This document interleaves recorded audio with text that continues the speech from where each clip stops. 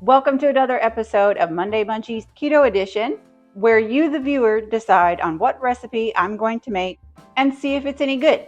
And I'm very excited about this one. The winner is Keto Beef Stroganoff. Okay, in the skillet, I already have a tablespoon of butter, and we're just going to add a pound of ground beef. Season it with salt and pepper.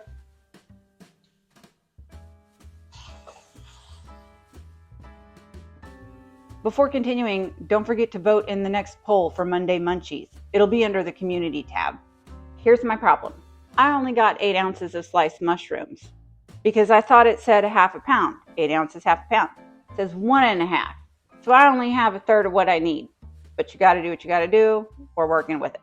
We're gonna add the remaining 2 tablespoons. That is more than 2 tablespoons right there. And what should be a pound and a half of mushrooms, sliced.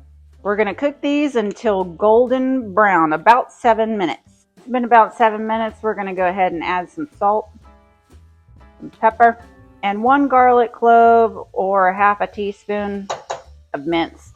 And we're just going to cook this for an additional minute. To this, we're going to add a cup of beef broth, 4 ounces cream cheese, a half a cup of sour cream, 2 teaspoons of W sauce. Now this does have molasses in it, so if you don't want to use that and you're strict keto, I have a recipe. I'll put the card up here. 2 teaspoons of Dijon mustard and a half a teaspoon paprika. Stir this up. Now that everything's melted, we're going to add the ground beef back. All right, all we did was just stir it up and put it over some cauliflower rice. So here it is.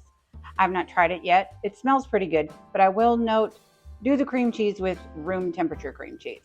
By the way, the recipe said it was 4 servings. And don't forget to vote in the next poll. All right, let's taste test this. It looks pretty good. It smells pretty good. My problem is I don't like cream cheese. And is this going to taste like cream cheese? Wow. That is so good, and a beefy, creamy sauce. I'm actually quite shocked at how good it is. And so easy to make.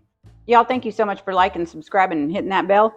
If you want more recipes, I just did a 10 easy recipe video. I'll post it right here. I'll see you guys next time.